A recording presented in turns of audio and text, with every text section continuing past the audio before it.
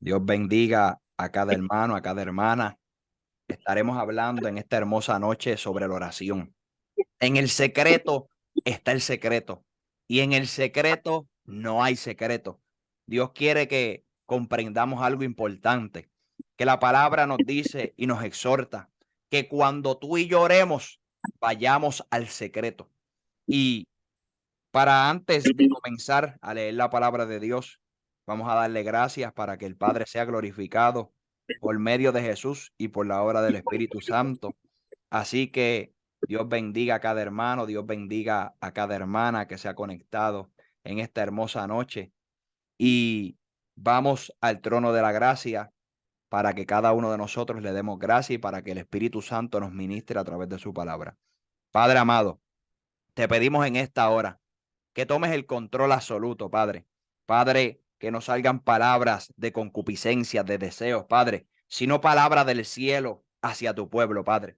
Tú conoces la necesidad, Padre, de tu pueblo. Tú conoces la necesidad, Padre, de tus hijos y tus hijas, Padre. Tú conoces la necesidad de cada uno de nosotros, Padre. En el nombre poderoso de Jesús, intrúyenos en tu palabra, Padre, para que podamos vivirla con la ayuda del Espíritu Santo. En el nombre poderoso de Jesús, tú conoces, Espíritu de Dios, todas las necesidades de tu pueblo, de tus hijos, de tus hijas, Padre. Padre, que seas tú revelándola, Padre. Que seas tú hablándole a través de tu palabra conforme a como tú quieras, Espíritu Santo. En el nombre de Jesús, que se haga la voluntad del Padre. Amén. La oración. Cuando vamos a la oración, vamos a Mateo 6. En Mateo 6, nuestro Señor Jesucristo, que es el mayor ejemplo tuyo y mío, nos enseñó en Mateo 6, 5 y 8 para todo aquel que está escribiendo. Mateo 6, 5 al 8. Dice su poderosa palabra en el nombre de los tres grandes, Padre, Hijo y Espíritu Santo. Y cuando ores, no seas como los hipócritas, porque ellos aman el orar en pie en la sinagoga y en las esquinas de las calles para ser vistos de los hombres. De cierto os digo que ya tienen su recompensa. Mas tú, cuando ores, entra en tu aposento y cierra las puertas. Ora a tu Padre que está en el secreto, y tu Padre que te ve en el secreto te recompensará en público. Y orando, no uséis vanas repeticiones, como los gentiles, que piensan que por sus palabrerías serán oídos.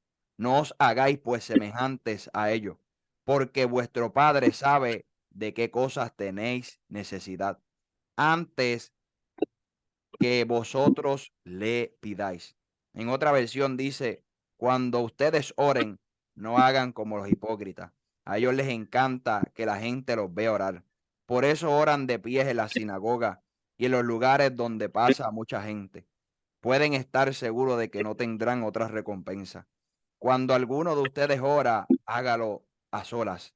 Vaya a su cuarto, cierre la puerta y hable allí en secreto con Dios. Y su Padre, pues Él da lo que se le pide en secreto. Cuando usted ore, no use muchas palabras, como hacen los que no conocen verdaderamente a Dios. Ellos creen que porque hablan mucho, Dios les va a hacer más caso. No los imiten porque Dios, nuestro Padre, no sabe lo que Él sabe lo que ustedes necesitan, aún antes de que se lo pidan. Después de eso habla el Padre Nuestro. Pero antes de comenzar ahí, quiero dar una enseñanza. Mientras estudiaba y mientras un gran maestro del área de los hebreos, que él estudia mucho a profundidad las culturas hebreas, y cuando nosotros vamos a la cultura hebrea, normalmente sabemos que los judíos usaban lo que se conoce un talí, lo que se tapan la cabeza. Y normalmente esta enseñanza para los judíos es bien profunda. ¿Por qué? Porque en esta enseñanza lo que nos quiere enseñar es que algo que cuando Jesús decía que cuando oremos vayamos al aposento, el aposento para ellos significaba no solo en encerrarse en un cuarto como para nosotros, sino más bien muchas veces las casas de ellos eran pequeñas, las costumbres de ellos era ir a orar en las azoteas, en los montes. Cuando habla que nosotros vayamos al aposento en el sentido de las costumbres hebreas, algo que me llamó la atención es que normalmente lo que estaba diciendo es que vayas al aposento. Y estaba hablando de que los judíos, los hebreos, se ponen el talí, lo que cubre su cabeza. Y me llama la atención porque después dice, pero también cierra la puerta. Eso es significado de que de cuando iban a la oración al Padre, cerraran las puertas de los sentidos, la puerta de los ojos, la puerta de los oídos, la puerta de la boca y todas esas áreas. ¿Por qué? Porque cuando nosotros cerramos, algo que cuando tú estudias profundamente la palabra viento, espíritu, significa viento. Y nosotros vivimos del aliento. Por eso es que al principio dice la palabra que Jesucristo, que Dios, el Padre, el Hijo, el Espíritu Santo sopró sobre nosotros aliento. Y al soplar aliento vino vida en nosotros. ¿Y qué pasa? Que las costumbres judías ellos se ponían el talí como significado del aposento, sea que estuvieran orando en el azotea o estuvieran orando en los montes, pero también hablaba en sentido de que cerraran las puertas de los orificios que nosotros tenemos. Y me llama la atención porque muchas veces cuando el ser humano ora, pasa mucha pelea en su mente, en su vida. Muchas veces se turba y comienza a usar el teléfono, comienza a distraerse en otras cosas. Y algo importante para nosotros poder conectarnos con el Padre, tenemos que cerrar todas las puertas. ¿Qué todas las puertas? Las puertas de los ojos, las puertas del oído, las puertas del hablar, aún las puertas del olfato. Y algo que me llama la atención es que cuando nosotros cerramos todas esas puertas, el mundo espiritual se va a ir abriendo. Por eso cuando nosotros vamos al Viejo Testamento, algo que me llama la atención es que normalmente lo que se conoce como el tabernáculo, cuando nosotros vamos al atrio, en el atrio es significado de cuando se mataba y se picaba normalmente la cabeza del animal para hacer un sacrificio a través de los sacerdotes.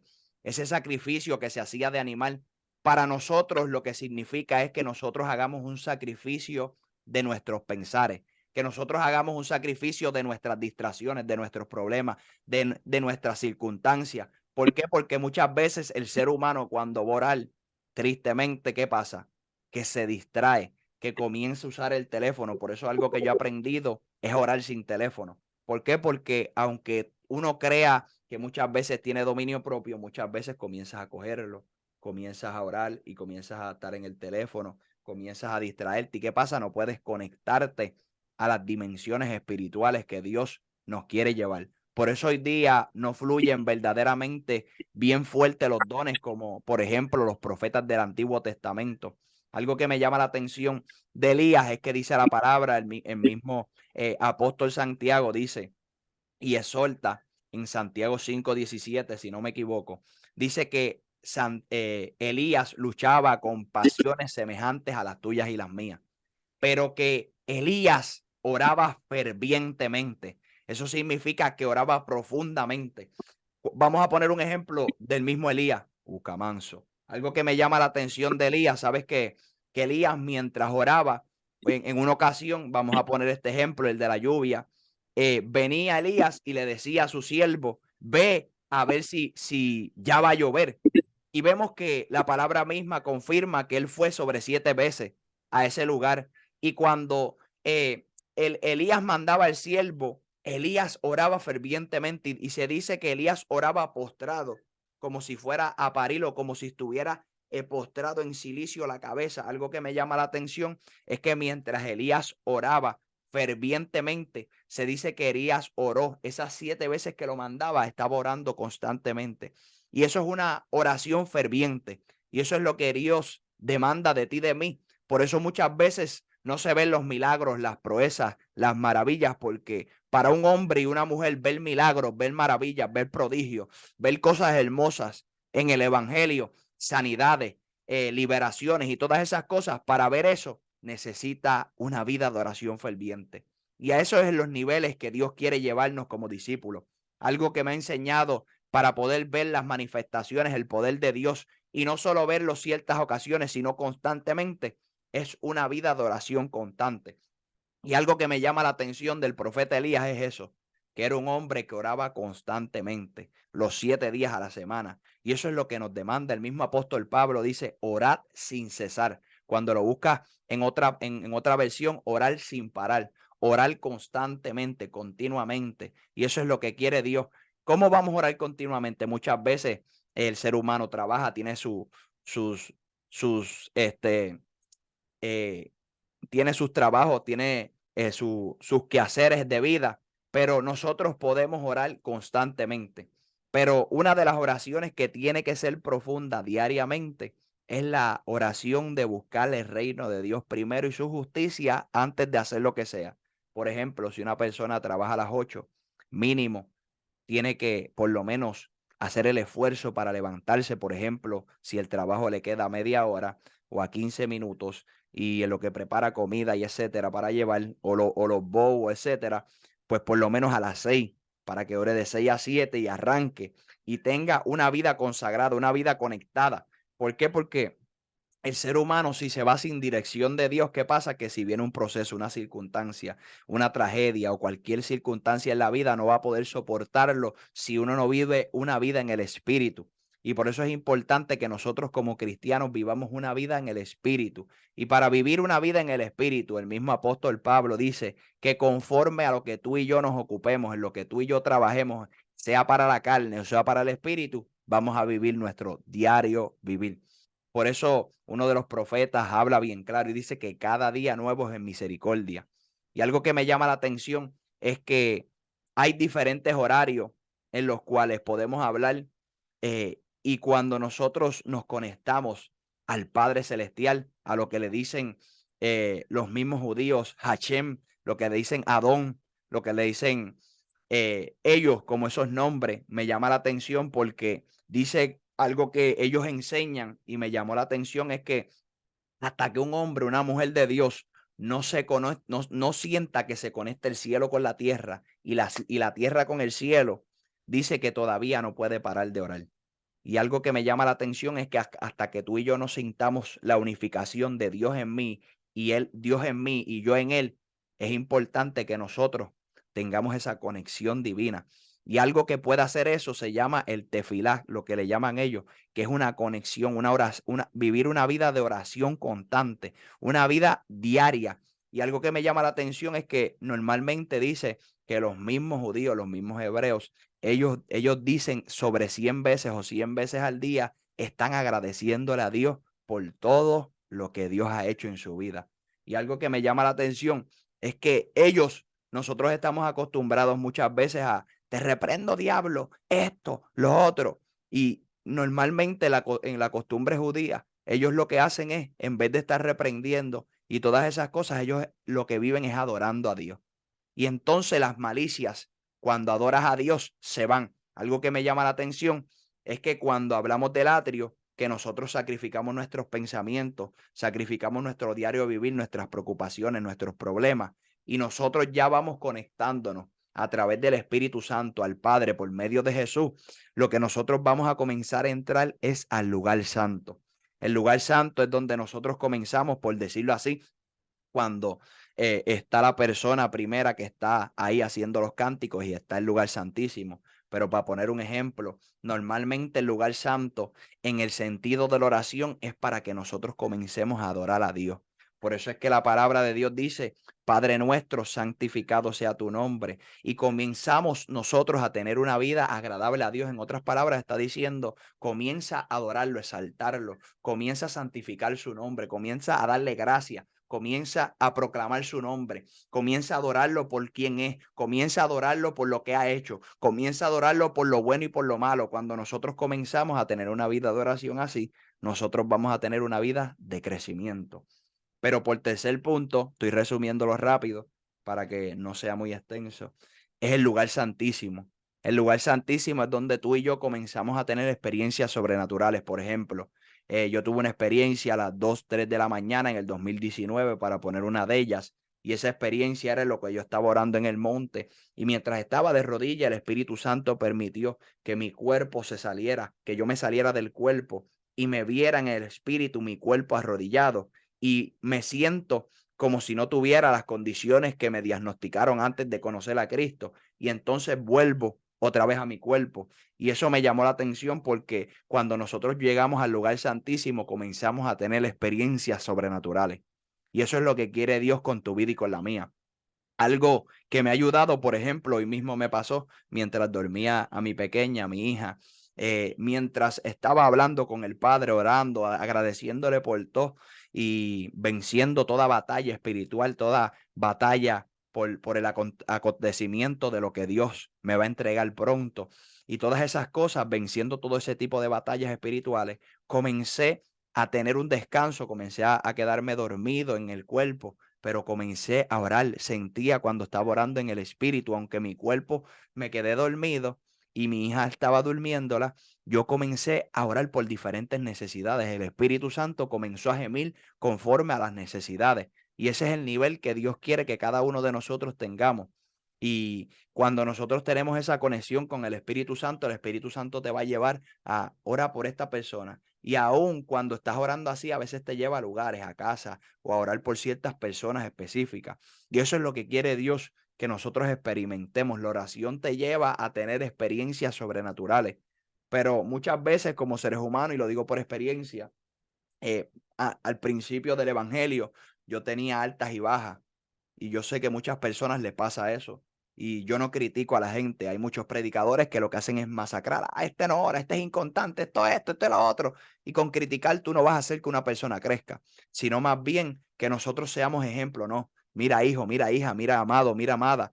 Eh, a lo mejor estás menguando, pero te voy a dar la técnica. O ven, vamos a orar juntos, vamos a compartir. Porque Jesucristo era el mejor ejemplo. Jesucristo mismo, que le decía a sus discípulos en el caso de Getsemaní, a los discípulos cuando le llegaba el día de su hora, los regañó y le dijo, mira, no, vengan, vamos a orar, oren aunque sea una hora, y volvió 3 veces, oren aunque sea una hora. Y es importante que nosotros, en vez de ser personas que estemos masacrando a la gente, seamos motivadores de las personas, seamos personas que le demos esa fortaleza, esa mano al caído. ¿Por qué? Porque un día son ellos, a lo mejor otro día somos nosotros. Por eso es importante que nosotros, algo que el Señor me ha enseñado, es que por más que busquemos de Dios, nosotros no permitamos el orgullo, la altivez, la vanagloria, porque eso a Dios no le agrada. La palabra de Dios dice que al altivo Dios lo mira de lejos, pero al que se humilla, al humilde, Él lo mira de cerca. Y eso es lo que Dios quiere con nosotros.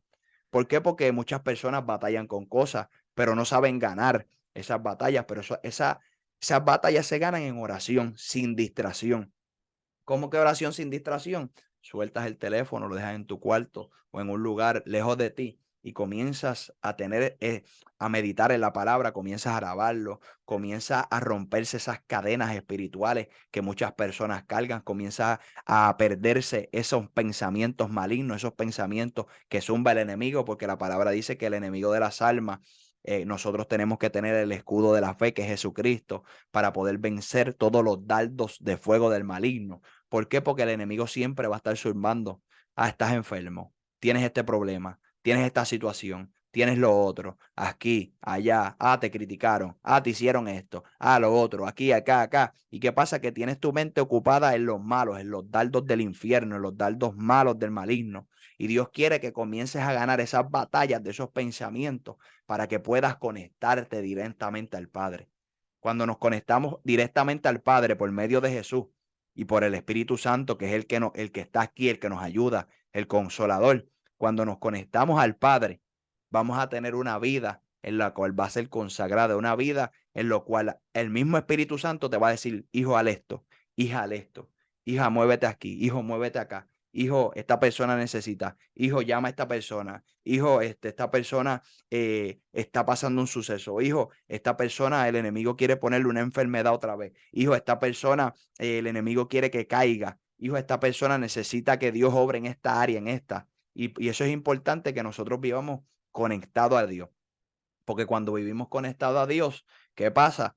Que nosotros no solo vamos a ver las necesidades nuestras, sino aún las necesidades de mis hermanos y de mis hermanas, de aún de tus familiares, de lo que el Espíritu Santo ponga.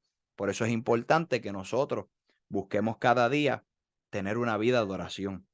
Y algo que dice la palabra es que dice, ustedes deben orar así. Padre nuestro que estás en los cielos, que todos reconozcan que tú eres el verdadero Dios. Ven y sé nuestro único Señor. Que todos los que viven en la tierra te obedezcan, como te obedecen los que están en el cielo. Y comienza a decir esas enseñanzas, Pero esa enseñanza no es para que las recites, por eso es que antes Jesús los confronta y le dice, no usen vanas repeticiones, no repitan oraciones, sino más bien cojan este ejemplo, discípulos, que así deben orar, agradeciéndole al Padre, adorando al Padre, obedeciendo al Padre, y comienza a enseñarles enseñanza y que venga tu reino, y así sucesivamente, y después le dicen, danos el pan que necesitamos hoy. Pero cuando le habla del pan, no solo le está hablando de la necesidad tuya y mía terrenal, sino aún el pan celestial. ¿Por qué? Porque la palabra de Dios tiene significado espiritual y significado para nuestras necesidades físicas. Y algo que me llama la atención es que sigue enseñando y después de eso dice, perdona el mal que hacemos, así como nosotros perdonamos a los que nos hacen mal. Y cuando vengan las pruebas, no permitas que ellas nos aparten de ti y líbranos del poder del diablo. En otras palabras, te está enseñando que el punto número uno es que nosotros comencemos en la oración a adorar al Rey, a exaltarlo. Si a lo mejor no puedes hacerlo, tienes batallas mentales, pues pon una adoración rompecadenas, una adoración si estás afligido y comienzas a adorar al Rey. Y adóralo, y adóralo, y adóralo, y proclama su nombre, pero de corazón, y comienzas a tener una adoración, como dice la palabra en Juan, que él busca adoradores en espíritu y en verdad. No está diciendo que busca personas que canten hermoso, sino más bien personas que aunque canten lindo o no canten lindo, adoren al Padre en espíritu y en verdad. Y eso es lo que quiere, eso es uno de los primeros puntos de la enseñanza de Jesús. Cuando tú estés orando, mira, adora al Rey, adora al Padre, adora el nombre del Todopoderoso, dale gloria, dale honra. Pero después de eso está diciendo que Él también se encargue de nuestras necesidades espirituales, de nuestras necesidades terrenales. Por eso es que Jesús mismo en Mateo 5, en la bienaventuranza, dice, bienaventurados los pobres de espíritu. Y muchas personas piensan que cuando dice pobre de espíritu está hablando de una persona que es pobre terrenalmente.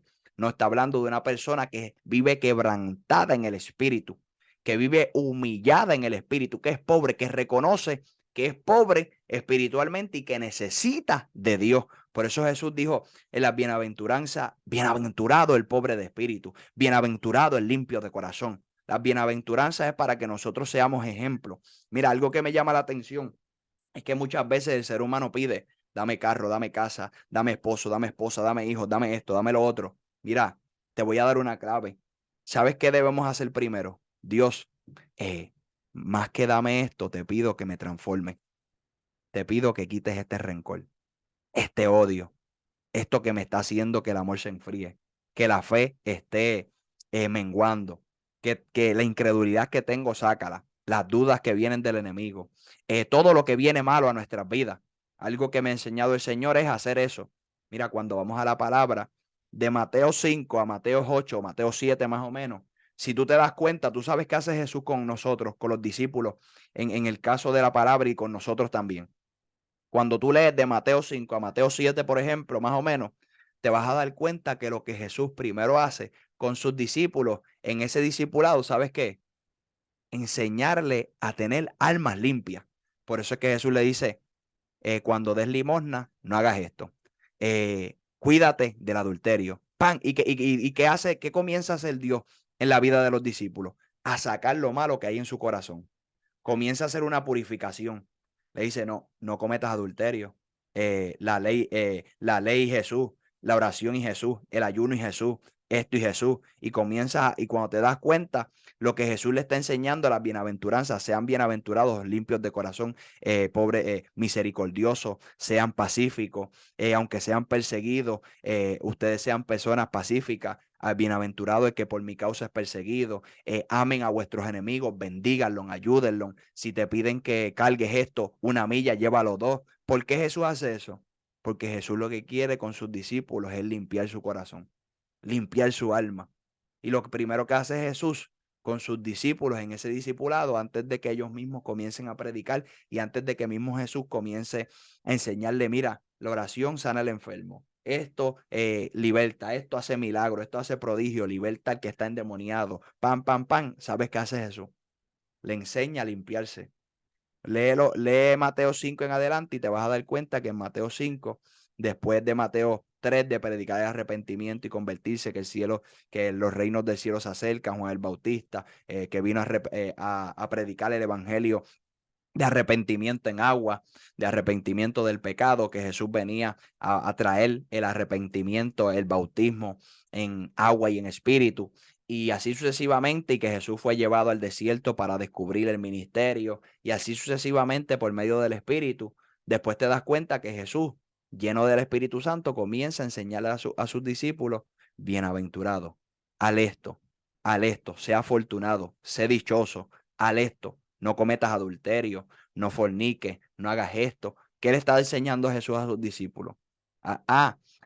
No puedes servirle a dos señores, no puedes servirle a Dios y a la riqueza. ¿Por qué? Porque Jesús sabía cuáles son los males del hombre, sea la avaricia, sea el rencor, sea el egoísmo, sea el odio, sea el aborrecimiento, sea la falta de fe, la incredulidad. Cuando te das cuenta, Jesús lo que hace es ir discipulando y enseñando a sus discípulos. Y después de eso es que Jesús comienza a sanar a la suegra de Pedro. Jesús comienza a sanar a los ciegos y comienza a mostrarle la manifestación de la palabra en verdad. ¿Entiendes? Y eso es lo que quiere Dios, que nosotros seamos primero unos discípulos, que tengamos una vida consagrada, y que si en algún momento hemos estado o estamos inconstantes en la oración, estamos en como una montaña rusa, sube y baja, pues que nosotros comencemos a tener poco a poco una subida y nos quedemos subiendo hasta que el último día de nosotros llegue, suene la trompeta, o muramos o partamos de este mundo, nosotros podamos haber tenido una vida constante en oración, en ayuno, en vigilia, en búsqueda, en palabra, en obediencia. Y algo que me llama la atención es que en la oración tú puedes hacer esto. Esto es algo que yo lo hago, pero normalmente antes de casarme, cuando oraba muchas horas al día o un día completo o varios días, este, algo que yo hacía mucho y hago todavía es que cuando oro medito en la palabra. ¿Y dónde está eso en la Biblia? En el Salmo 1. ¿Por qué? Porque Dios le dice y el salmista dice: medita en la palabra, en el libro de la ley, porque en ese tiempo se usaba la ley primero. Medita en el libro de la ley, en la palabra. Nos está diciendo que meditemos en el manual de vida, de día y de noche. Cuando buscamos el significado de meditar en la costumbre hebrea, significa cabanó.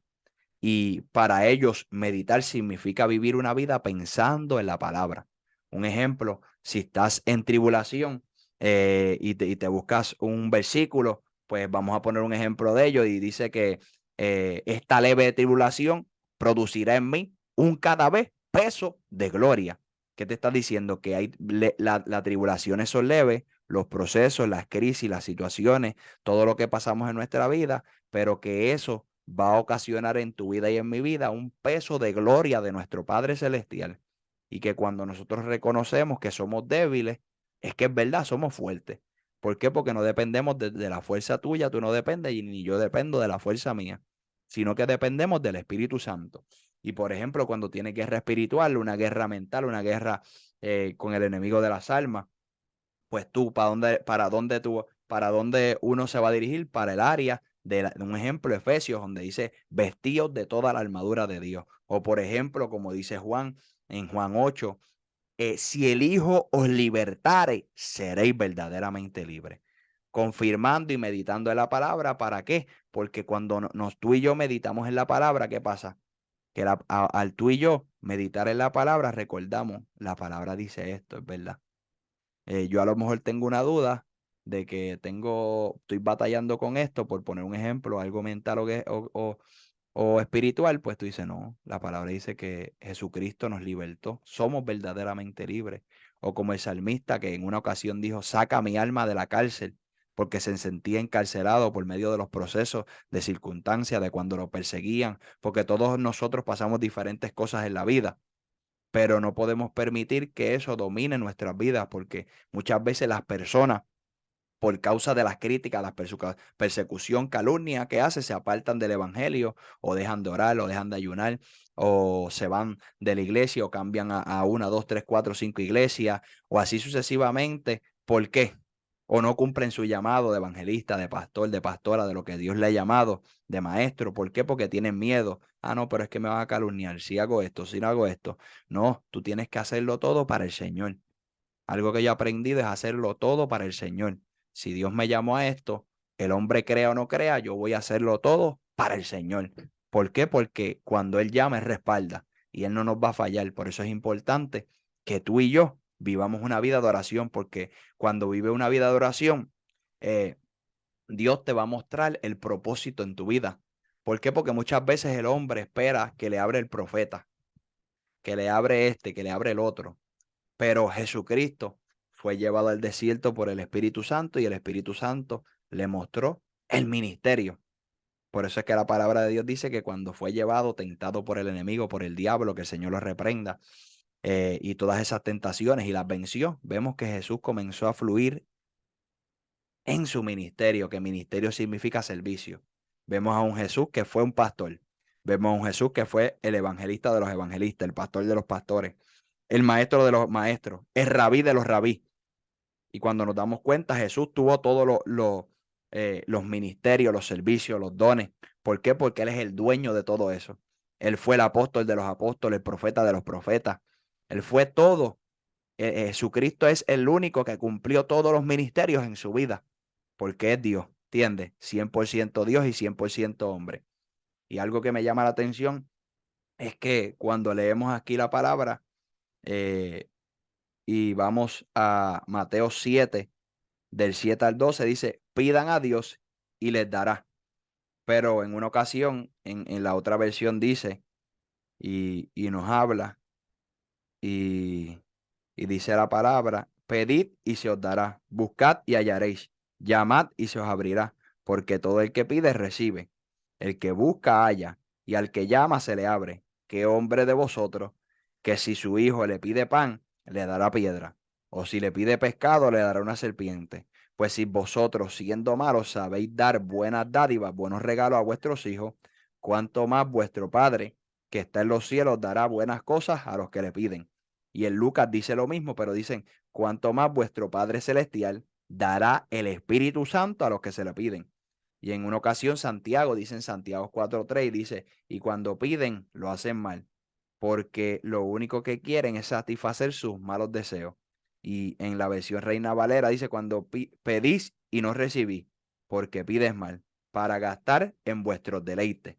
Y me llama la atención porque muchas veces cuando el ser humano pide, lo que está diciendo Santiago es que está pidiendo para cosas que no están bajo la voluntad de Dios. Cuando tú y yo nos recibimos ciertas cosas, es porque estamos pidiendo fuera de la voluntad del Padre. Cuando tú y yo aprendemos a pedir bajo la voluntad del Padre, a pedir lo que necesitamos, tanto espiritual como terrenal. ¿Por qué? Porque muchas veces el hombre quiere pedir, quiero mansiones, quiero carro, quiero lujo, quiero aquí, quiero allá. ¿Y qué pasa? Que muchas veces el ser humano, el cristiano, se corrompe. Por eso es importante, como dijo el proverbista, el segundo hombre más sabio. ¿Por qué? Porque el más sabio es Jesús. Dice Salomón, dice, no me des de más para no olvidarme de ti, y no me des de menos para no aborrecerte, sino dame lo necesario. Por eso es importante que nosotros le pidamos conforme a la voluntad del Padre, porque la palabra lo dice en Mateo 6:33, mas buscad primeramente el reino de Dios, su rostro, su justicia, y cada una de las cosas nos serán añadidas. Y después dice, no te preocupes por el mañana, porque cada día tiene su propio mal, su propio afán. Por eso es importante pedir, como dice la palabra, pidan el pan de cada día, porque el de hoy es de hoy, el de mañana es de mañana, la necesidad del sábado, del domingo, del lunes, de cada día, es de cada día. Por eso es importante que cada día vayamos a la presencia, porque cada día se renuevan sus misericordias. Y algo que dice la palabra es que dice y habla de buscad y dice, buscad y hallaréis. Y aquí dice, buscad y hallaréis. Y cuando vamos a buscar y hallaréis, algo que me llama la atención es que el salmista habló bien claro y dijo, Dios, Dios mío, eres tú. De madrugada te buscaré. Mi alma tiene sed de ti. Mi carne te anhela en tierra seca y árida, donde no hay agua. Me llama la atención porque cuando, por ejemplo, si nosotros pedimos algo, una orden, pedimos una orden de un alimento, Dice la palabra que cuando tú pides, tú recibes. Cuando tú pides, un ejemplo, llamas a cierta compañía de comida, para no decir ninguna, esa compañía, si tiene delivery y tú la pides delivery, te la trae. O si tú quieres irla a buscar, tú la pides y entonces la recoges, la recibes. ¿Entiendes? Pues así mismo es cuando nosotros buscamos. Cuando buscamos, hallamos. Por eso hay una parábola que Jesús dijo que una mujer tenía 10 dracmas y normalmente los dracmas para las mujeres hebreas, para las mujeres israelitas, para la costumbre de los judíos, de las judías, eso era importante tener las 10 y dice la palabra que se le perdió una. ¿Por qué? Porque eso se usaba normalmente, si no me equivoco y no, mi mente no me falla, se usaba para las bodas y era importante tener las 10 dracmas. Y vemos que ella se le pierde en el mismo hogar, en la misma casa, y ella comienza a recoger, a barrer. ¿Y qué pasa? Que nosotros también tenemos que hacer eso, buscar lo que nosotros necesitamos. ¿Qué tú necesitas en tu vida en el día de hoy? Tienes que buscarlo. ¿Pero dónde lo vas a buscar? En la presencia de Dios. Cuando lo buscas en las madrugadas, cuando lo buscas en cualquier hora del día, de la noche, de la madrugada, tú lo buscas y vas a hallarlo. Vas a hallar al Espíritu Santo como tu socorro. Vas a hallar la necesidad que tú tengas. Vas a hallar lo que Dios te tenga que dar. Pero tenemos que buscarlo. Tenemos que buscarlo como cuando eh, un niño busca un juguete que está perdido. O por ejemplo, como a mí me ha pasado, que normalmente me ha pasado varias veces, se me pierden los audífonos por la casa y yo comienzo a buscarlo, comienzo a poner el teléfono en el iPhone, que comiencen a sonar dónde están los audífonos y si no los escucho o no suenan, pues comienzo a buscarlos para entonces hallarlos. Pues así mismo nosotros tenemos que buscar del rostro de Dios, tenemos que buscar de la presencia de Dios hasta que lo hallemos, hasta que sienta los ríos de agua viva, hasta que corra dentro de ti el ser de Dios, hasta que comiences a llorar, si te sientes mal espiritualmente, si te sientes angustiado, aborrecido, aborrecida, si te sientes con amargura, con odio. Mira, una mujer que me viene ahora mismo de la palabra de Dios en Samuel, que esa mujer es Ana, dice que ella lloraba en amargura, dice que ella estaba amarga porque Penina siempre estaba ahí, como que tú no tienes hijo, tú esto, aquí, acá, y siempre se sentía vituperada, se sentía mal, y esta siempre me está haciendo mal, y esta esto, lo otro, y mira que dice la palabra, temprano a la mañana siguiente la familia se levantó y una vez más fue a adorar al Señor. ¿Qué hicieron? ¿Qué hizo el Cana y qué hizo Ana? Fueron a adorar al Señor al templo. Después regresaron a su casa en Rama. Ahora bien, cuando el Cana se acostó con Ana, cuando tuvieron su relación, el Señor se acordó de la súplica de Ana, de la súplica de esa mujer que vivía en el altar. Dice que ella vivía en el altar con gran amargura, con esa raíz de amargura, y ella pedía en el altar: Dios, dame la promesa, Dios, dame esto, Dios, dame esto. Cuando tú sientas amargura, reclama esa promesa. Cuando tú sientas cosas en tu corazón, en tu vida, dile: no, Dios, hasta que no lo quite, no me voy de tu presencia, no me voy del altar, no me voy del aposento. Eso es lo que quiere Dios. Y vemos que dice la palabra: cuando el Cana se acostó con Ana, el Señor se acordó de la súplica de ella y a su debido tiempo dio a luz un hijo, a quien le puso por nombre Samuel, porque dijo: se lo pedí al Señor. Mira qué lindo, que Dios siempre, no importando cuánto se tarde la promesa del Señor, Dios siempre se va a acordar de tu súplica y de mi súplica.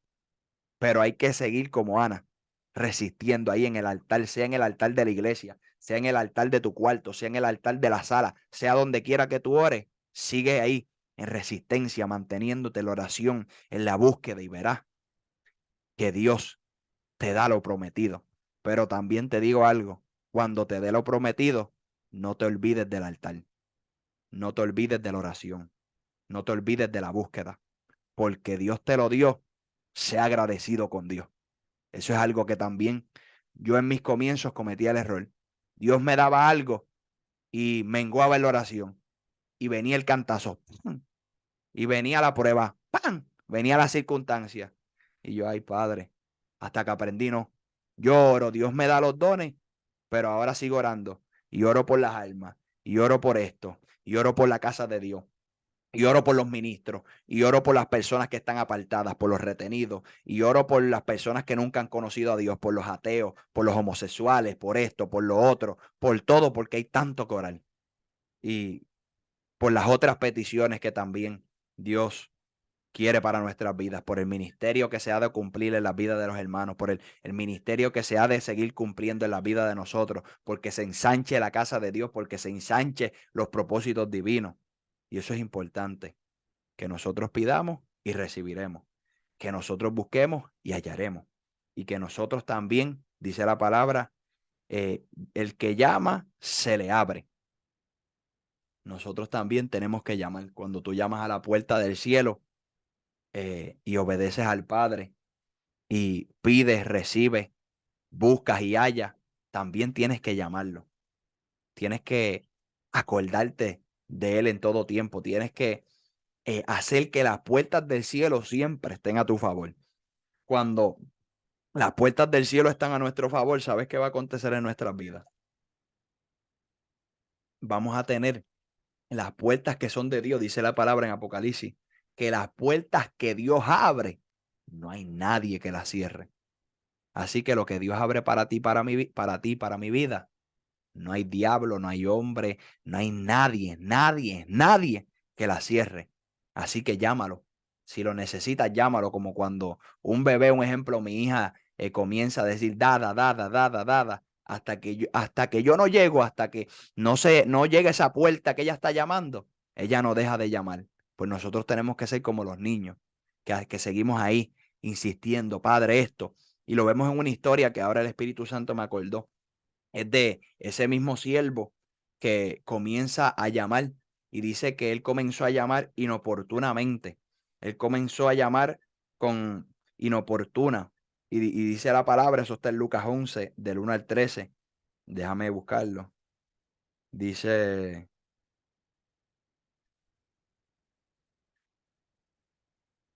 supongamos que a medianoche uno de ustedes va a casa de un amigo y le dice, vecino, préstame por favor 3 panes. Un amigo mío está de viaje y ha llegado y va a quedarse en mi casa. No tengo nada para darle de comer.